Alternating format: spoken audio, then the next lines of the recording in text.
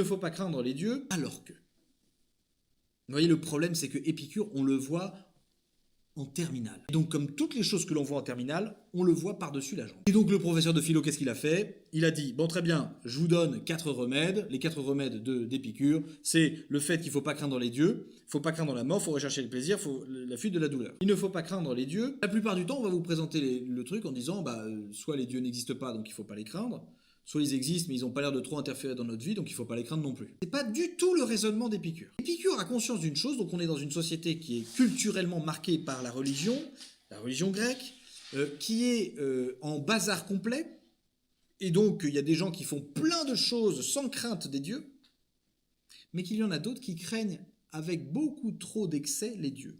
Et Épicure va dire plusieurs choses. Premièrement, les dieux sont évidemment immortels. Ils ne meurent pas. Et les dieux sont évidemment bienheureux. Sinon, ce ne seraient pas des dieux. Bon, si ils sont bienheureux, ça veut dire quoi? Je dirais que ça pourfend justement l'image un peu anthropomorphique des dieux qui sont mus par des passions. Ça serait une sorte de... Ce sont des dieux, voilà, une sorte de stabilité. Première chose, ils ne sont pas comme nous. Nous, on n'est pas bienheureux. Nous, on est soumis à nos passions, on est soumis à nos désirs, on est soumis à... Les dieux n'ont pas l'air d'être soumis à leurs passions et à leurs désirs, sinon ce ne seraient pas des dieux. Donc les dieux ne sont pas comme ça. Pour Épicure, c'est sûr, les dieux ne sont pas comme ça. Mais plus loin encore, s'ils sont bienheureux,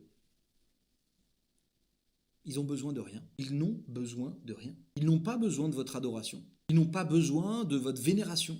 Ils n'ont pas besoin que vous mettiez de l'encens devant leur statue.